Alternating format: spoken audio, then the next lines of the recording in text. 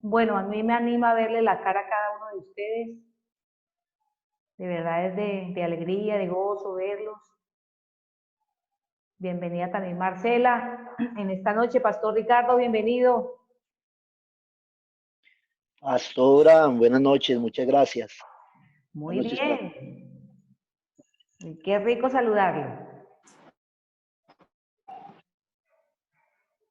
Ana María, bienvenida. Gracias, pastora. Y Marcela también. Bueno, en esta noche vamos a iniciar con una lectura bíblica que tiene que ver Gracias, con pastora. Buenas noches. Buenas noches. Tiene que ver con la nueva unidad que iniciamos el día de hoy, la unidad número 4, que tiene que ver con el querigma, o sea, bueno, ahorita vamos a mirar qué es el querigma y los dones del Espíritu Santo en las iglesias primitivas. Entonces, cuando entramos a hablar de iglesias primitivas, inmediatamente pensamos en el libro de, ¿qué libro del Nuevo Testamento?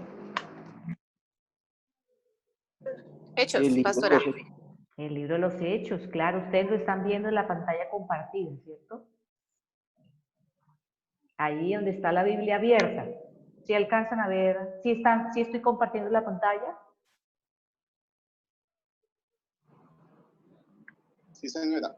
Ok, bueno, vamos a leer todo el capítulo 2 esta noche para colocarnos en el contexto de la clase.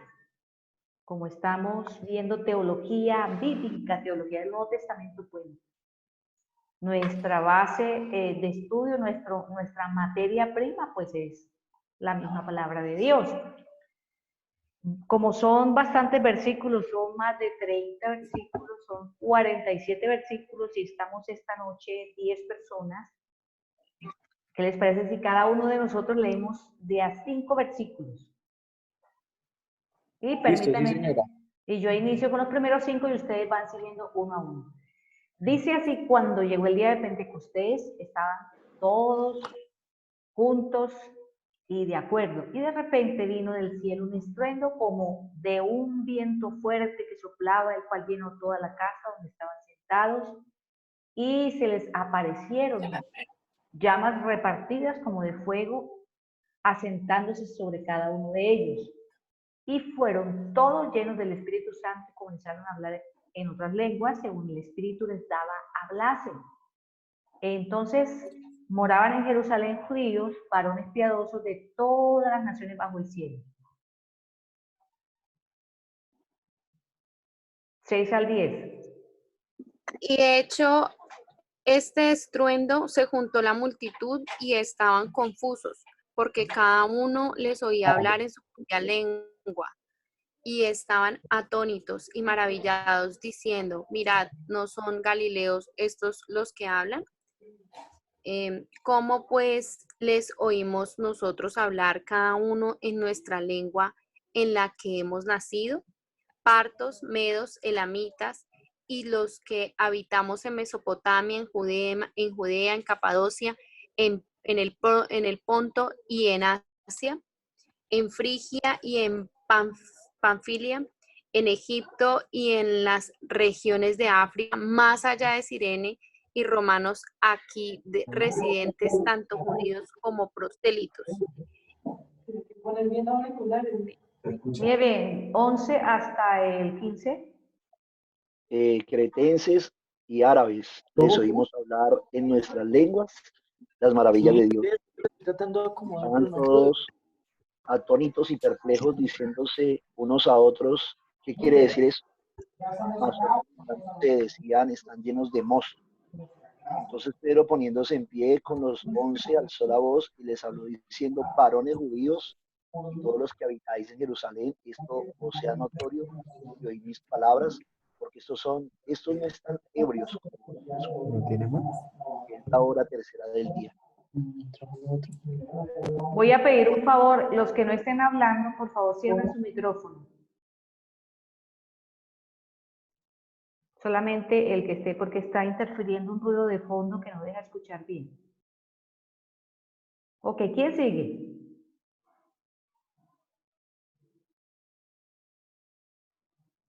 ¿Quién continúa la lectura? 16. 16 al 20. Más esto, perdón, pues, más esto es lo dicho por el profeta Joel, y en los postreros días, dice Dios, derramaré de mi espíritu sobre toda carne, sobre nuestros hijos y vuestras hijas profetizarán, nuestros jóvenes verán visiones, y vuestros ancianos soñarán sueños. Y de cierto, sobre mi siervo y sobre mi sierva en aquellos días derramaré mi espíritu y profetizarán, y daré prodigios arriba en el cielo y señales abajo en la tierra. El sol se convertirá en tinieblas y la luna en sangre. Ok, del No 20, alcanzo a leer. gracias. Antes de que venga el día grande y manifiesto del Señor. Bien, si usted tiene su Biblia, ahí lo puede seguir en su Biblia. Sí. 20 al 25. 21 al 25, por favor. Y todo aquel que invocare el nombre del Señor será salvo. Varones israelitas, oí estas palabras. Jesús Nazareno, varón aprobado por Dios entre vosotros, con las maravillas, prodigios y señales que Dios hizo entre vosotros por medio de él, como vosotros mismos sabéis, a este entregado por el determinado consejo y anticipado conocimiento de Dios, pretendisteis y manifestasteis por manos de inicuos crucificándole, al cual Dios levantó, sueltos los dolores de la muerte, por cuanto era imposible que fuese retenido por ella. Porque David dice de él, veía al Señor siempre delante de mí, porque está a mi diestra, no seré conmovido. Bien, 26 al 30. Dice, por lo cual mi corazón se alegró y se gozó mi lengua, y aún mi carne descansará en esperanza, porque no dejarás mi alma en el Hades, ni permitirás que tu santo vea corrupción. Me hiciste conocer los caminos de la vida, me llenarás de gozo con tu presencia. Varones hermanos, se os puede decir libremente del patriarca David, que murió y fue sepultado, y su sepulcro está con nosotros hasta el día de hoy. Pero siendo profeta y sabiendo que con juramento Dios le había jurado que de su descendencia, en cuanto a la carne, levantaría al Cristo para que se sentase en su trono, viéndolo antes, hasta el 30, ¿cierto? Sí, señor. En su trono. 31 al 35. Viéndolo antes, habló de la resurrección de Cristo, que su alma no fue dejada en el Hades, ni su carne vio corrupción. A este Jesús resucitó Dios, de lo cual todos nosotros somos testigos. Así que, exaltado por la diestra de Dios y habiendo recibido del Padre la promesa del Espíritu Santo, ha derramado esto que vosotros veis y oís. Porque David no subió a los cielos, pero él mismo dice, dijo el Señor a mi Señor, siéntate a mi diestra, hasta que ponga a tus enemigos por estrados de tus pies. Gracias. 36 al 40, por favor.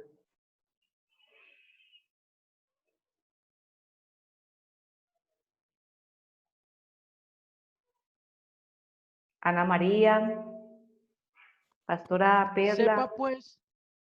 Sepa pues ciertamente toda la casa de Israel que a este Jesús, a quien vosotros crucificasteis, Dios le ha hecho Señor y Cristo. Al oír esto, se compungieron de corazón y dijeron a Pedro y a los otros apóstoles, varones hermanos, ¿qué haremos? Pedro les dijo, arrepentidos y bautícese cada uno de vosotros en el nombre de Jesucristo para perdón de los pecados y recibiréis el don del Espíritu Santo, porque para vosotros es la promesa y para vuestros hijos y para todos los que están lejos, para cuanto el Señor nuestro Dios llamare. Y con otras muchas palabras testificaba y les exhortaba diciendo, sed salvos de esta perversa generación. Gracias. ¿Y quién nos concluye la lectura, por favor? Pastora Marta Patarroyo, ya leyó, ¿cierto? Así que los que recibieron su palabra fueron bautizados y se añadieron aquel día como 3,000 personas. Perseveraban en la doctrina de los apóstoles, en la comunión unos con otros, en el partimiento del pan y en las oraciones. Y sobrevino temor a toda persona, y muchas maravillas y señales eran hechas por los apóstoles. Todos los que habían creído estaban juntos y tenían en común todas las cosas, y vendían sus propiedades y sus bienes, y los repartían a todos según la necesidad de cada uno, perseverando unánimes cada día en el templo, partiendo el pan en las casas, comían juntos con alegría y sencillez de corazón, alabando a Dios y teniendo favor con todo el pueblo. Y el Señor añadía cada día a la iglesia los que habían de ser salvos. Gracias por participar todos. Bueno, y con este marco escritural, entonces iniciamos esta noche la nueva unidad, cuarta unidad, querigma y dones en las iglesias primitivas. Y pues lógicamente entramos básicamente en el mensaje teológico del libro de los Hechos. Fíjese usted que hay un eje central, un tema central del querigma de la iglesia, de las iglesias primitivas. Como usted lo vea bien ahí, es un hecho, ¿no? El hecho más importante quizá del plan redentor de Dios, que es la resurrección. ¿Está de acuerdo conmigo? Sí. Sí, pastora. ¿O será la cruz? La resurrección, querigma. Nuestra fe está fundamentada en la resurrección. Ok. ¿Quién más quiere aportar? ¿Quién más quiere aportar sobre ese tema? Nuestra fe está fundamentada sobre la resurrección, dice la pastora Marta. Pastor Néstor dice que sí, que el querigma y la resurrección van ligados. ¿Quién más quiere aportar algo? Antes de pastora, pues pienso yo que la diferencia entre Jesús y los profetas anteriores era que ellos habían hablado de parte de Dios, pero habían muerto. Pero Jesús vino. ¿Aló? Sí. Murió y resucitó. Ok, muy bien. Entonces, siendo así, vamos a ver si destrabo la presentación. Ok. Entonces, vamos a la pregunta, ¿no? Si estamos hablando de querigma, ¿qué es querigma? ¿Quién recuerda de pronto el significado de esa palabra? ¿Alguien tiene nociones? ¿Un regalo? Sobre... No. Tiene que ver con la proclamación del Evangelio. Muy bien. Así es, tiene que ver con la proclamación del Evangelio. Perfecto. ¿Quién más quiere aportar algo?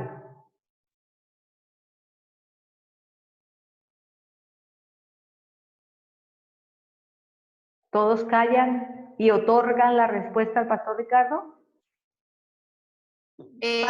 Pastora, la palabra querigma es una palabra griega que significa proclamar como un emisario.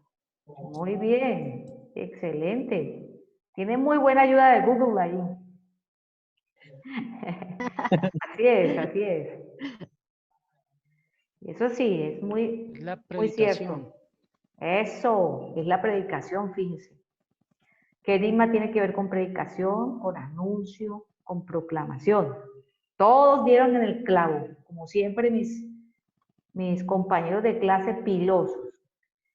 Y sí, como decía la pastora Perla, es la proclamación, tiene que ver con la proclamación hecha por un heraldo, ¿no? Una persona que es enviada a dar un mensaje. Pero también habla del mismo, más bien del mismo mensaje, o sea, el contenido del mensaje, el contenido de la predicación. Eso es el querigma. Y nos vamos a quedar con ese concepto en esta asignatura. Querigma es el contenido de la proclamación que hizo la iglesia primitiva. Esa encomienda que les dejó Jesús, el Jesús resucitado, en Mateo capítulo 28. ¿Y qué? ¿Cómo él les dijo? Vayan y hagan discípulos. Pero también en otro evangelio dice que este evangelio será predicado, este evangelio del reino será predicado a todas las naciones, ¿no? Que hizo la iglesia primitiva. Entonces, querigma es la proclamación que hizo la iglesia primitiva. Fíjese usted que nosotros al leer esta noche el marco escritural que es Hechos 2, vemos a una iglesia valiente, una iglesia que está en público, probablemente está en un aposento público, aledaño al templo de Jerusalén, porque todo el mundo pudo ver el hecho del bautismo en el Espíritu Santo. Esa multitud fue testigo. Fíjese usted que días antes ellos no estaban ni se atrevían a salir de un cuarto, ¿cierto? Estaban encerrados, estaban escondidos, porque como dice ella en la diapositiva, ¿qué les había robado la esperanza? ¿Qué les había robado el valor? La ilusión. La muerte de Jesucristo. Exactamente. La crucifixión. Ajá, muy bien. Los apachurró, ¿cierto? Sí. Los aplastó. Muy similar cuando usted y yo pasamos una prueba. El Señor permite que pasemos una prueba fuerte, una prueba dura. Generalmente uno se apachurra y uno dice, pero Dios, ¿dónde está? A pesar de que Cristo les había dicho, yo tengo que morir, yo tengo que sufrir, pero sin embargo, pues esto les golpeó fuerte. ¿Y por qué les golpeó fuerte? Bueno, hablemos un poquito cómo estaban. Estaban escondidos por miedo a correr la misma suerte de su maestro. Eso está en Juan 20:19. Vieron frustrar la venida del reino. Y dije, bueno, pero pues sí, ellos pensaron, Jesús se muere, pero se va a levantar enseguida de la cruz. ¿Qué pasó acá? El reino queda aplazado. Tercero, ellos esperaban un rey poderoso como Mesías. No esperaban a un criminal crucificado o a un Cristo que muriera como un criminal crucificado. Entonces, ese es el panorama que vemos antes de Hechos 2. ¿Está de acuerdo conmigo? Sí. Sí, recuerde esa experiencia de los discípulos. Pero después de unos pocos días, vemos Hechos 2, un panorama totalmente diferente. Entonces, no los vemos desolucionados, sino los vemos haciendo querigma, ¿cierto? O sea, proclamando un nuevo mensaje en la ciudad de Jerusalén. Pregunta para toda la clase, ¿quién la lee? ¿Cuál fue la causa de esta transformación tan radical, tanto en la conducta de los discípulos como en su actitud hacia Jesús? La resurrección. ¿Esa es la respuesta? Sí. ¿Qué dice Margarita? ¿Qué dice Edwin? Pues también pienso Marta? que puede ser la llegada del Espíritu Santo, Ajá. como lo leíamos ahí ahorita en Hechos. Bueno, pero yo te lanzo una pregunta, pero ellos estaban en público allí orando en el aposento alto que quedaba junto al templo y todavía no había llegado el Espíritu Santo. Sí, pero, o sea, digamos, pues aparte de que fue la resurrección de Jesús, también fue como la espera de esa promesa, ¿no? El tiempo de espera de la promesa de pronto fue lo que hizo que cambiaran, pues al ver ya visto a Jesús y todo, entonces como que esa esperanza se incrementaba para la llegada del Espíritu Santo. Ok, ¿quién más quiere opinar? Sin la resurrección sería vana nuestra fe. Bueno, eso lo sabemos nosotros anticipados. Por eso el motor de la proclamación y de la transformación de la mentalidad de los discípulos fue la resurrección. Y por eso se quedaron esperando, porque Jesucristo les dijo que esperaran. Si hubiera quedado muerto, no estarían esperando ni estarían orando. Ajá. Si de pronto estarían escondidos. Si de pronto estuviesen escondidos y el Señor no hubiera resucitado, sino que el Padre hubiese mandado un ángel ¿Ustedes creen que estuvieran tan valientemente allí también? ¿O fue ver a su maestro resucitado lo que les hizo cobrar aliento? El maestro. Sí, claro, no lo podía reemplazar nada, ni nadie. Ok, muy bien. Pastora, pues no sé si tiene que ver con que ya Jesús, habiendo resucitado, pasa a ser el intercesor de nosotros ante el Padre. Bueno, pero ellos no están viendo eso en el cielo, ¿no? Eso lo sabemos nosotros porque posteriormente le fue revelado a Pablo. ¿Sí? Pero ellos no sabían eso. Muy bien, sí, es la respuesta que han dado. Jesús resucitó entre los muertos. Ese fue el gran cambio. Fíjense ustedes que quien hizo que salieran de la cueva, por decirlo así, del encierro, del miedo, de la cobardía y la depresión que tenían, inclusive tan deprimidos estaban que se volvieron a pescar otra vez, que dejaron su pesca de hombres para pescar otra vez peces, era que el Señor había muerto, pero cuando Él resucitó hubo un cambio drástico. Ver a su maestro resucitado les comprobó que Él realmente era el Mesías que ellos estaban esperando, que realmente era el Hijo de Dios que tenía poder, porque ¿qué poder más grande puede haber?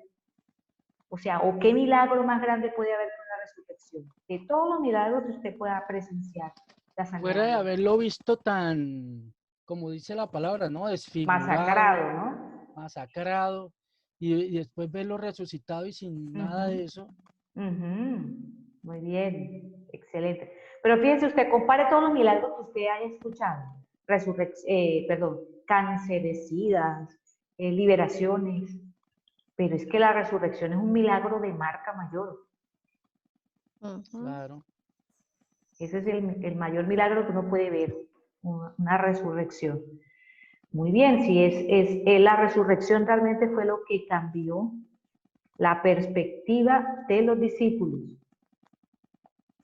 Y no solamente la perspectiva, cambió la actitud. Claro. Entonces, aquí podemos ver que la resurrección tiene que ver con transformación, definitivamente. Definitivamente, y aquí vamos a hacer una aplicación personal. Y vamos a recordar un poquito de la materia de soteriología, que tiene que ver con la obra de salvación, todo el proceso que incluyó la salvación, ¿no? Que tuvo que llevar a cabo el Padre, el Hijo y el Espíritu Santo. Pero si hablamos de la crucifixión, ¿qué hace la crucifixión con el pecador? ¿Lo transforma o lo perdona? ¿Cuál de las dos? A o B. Expía los pecados. ¿Lo transforma o lo perdona? No, la cruz lo perdona. La crucifixión perdona al pecador. Muy bien. ¿Por qué? Hay una explicación breve. Es que la presentación de Jesús como Cordero, como expiación del pecado. Ajá. Entonces, todo aquel que lo recibe por la fe se hace como galardonador de ese perdón, de su pecado a causa de la obra de Cristo. Muy bien, o sea que es la parte sencillamente de reconciliación con Dios. El pecador fue perdonado, entonces a causa de ese perdón, es decir, de que su pecado no es tomado en cuenta, se vuelve a reconciliar, se vuelve otra vez a restaurar la relación que se rompió con Dios. Con Dios, sí. Pero necesitamos avanzar un paso más. Ese pecador perdonado necesita ser transformado, porque fíjese usted que un pecador perdonado, puede cometer uno o varios o muchos pecados graves, aunque es perdonado, porque todavía no ha sido restaurado. Transformado. Entonces, Cuando se arrepiente. Bueno, cuando se arrepiente viene el perdón, porque es el arrepentimiento obra juntamente con el perdón, ¿no? O más bien, obra para perdón. Entonces, la resurrección es la otra parte de la obra salvadora o salvífica de Cristo, que aporta el 50% que hace falta, que es la transformación de ese pecador.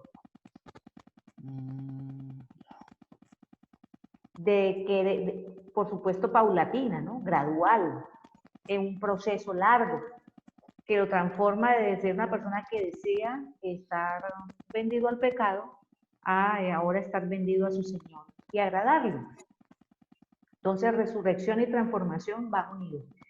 Eso transformó la vida de los discípulos, la resurrección de Cristo. Recuerde que en el capítulo 21, en los últimos versículos del Evangelio de Juan, relata a cómo Jesús, casi despidiéndose de ellos, sopla. Y seguido de ese acto simbólico de soplar, él lanza una frase. ¿Cuál es esa frase? De aquí yo estaré con vosotros. No, ese es Mateo. No, Mateo. Juan. La paz sea con ustedes como el paz. ¿Sí, eso? No, sopló y les dijo, ¿reciban qué? El Espíritu Santo. Ah, el Espíritu Santo. Reciban el Espíritu Santo. Pero lo vemos otra vez en Hechos y lo recibieron de hecho, ¿no?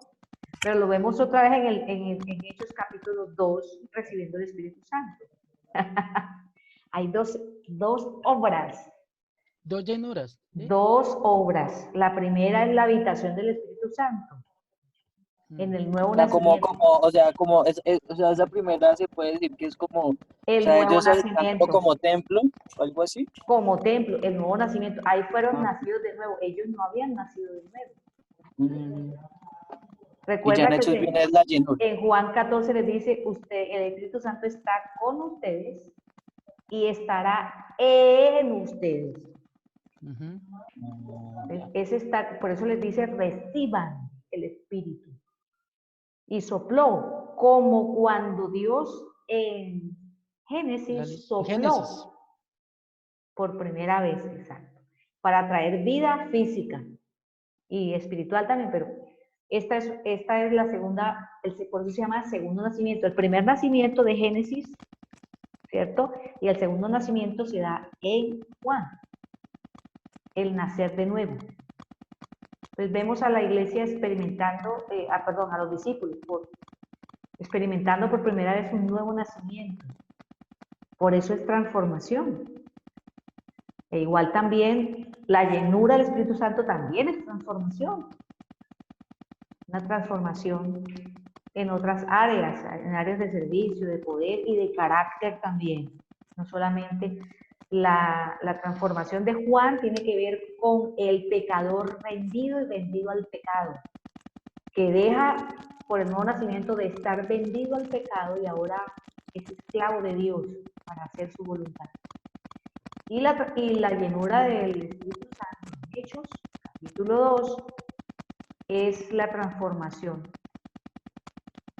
para servir a Dios en el ministerio que Dios le dé.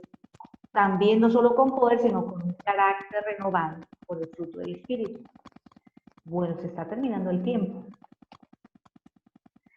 Entonces, mire, eso fue lo que transformó a los discípulos. El encuentro con el Cristo resucitado provocó una profunda transformación.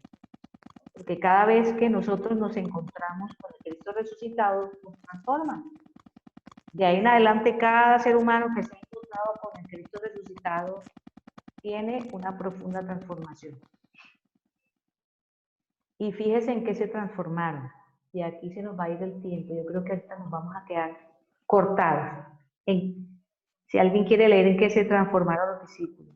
La transformación de los discípulos de Jesús de un grupo atemorizado, desalentado, desengañado, en predicadores valientes de él, como el Mesías, el agente de la salvación, se produjo gracias a la resurrección de entre los muertos. Ok, muy bien. Bueno, yo no quiero avanzar más en el tema porque se nos va a cortar acá y nos vamos a quedar sin... Bueno, vamos a avanzar hasta donde podamos. Muy bien, entonces, la resurrección como motor del querigma los llevó a testificar, y este fue el mensaje, este es el mensaje, el meollo, el querigma, es decir, la sustancia del mensaje que ellos predicaban. Los convirtió en predicadores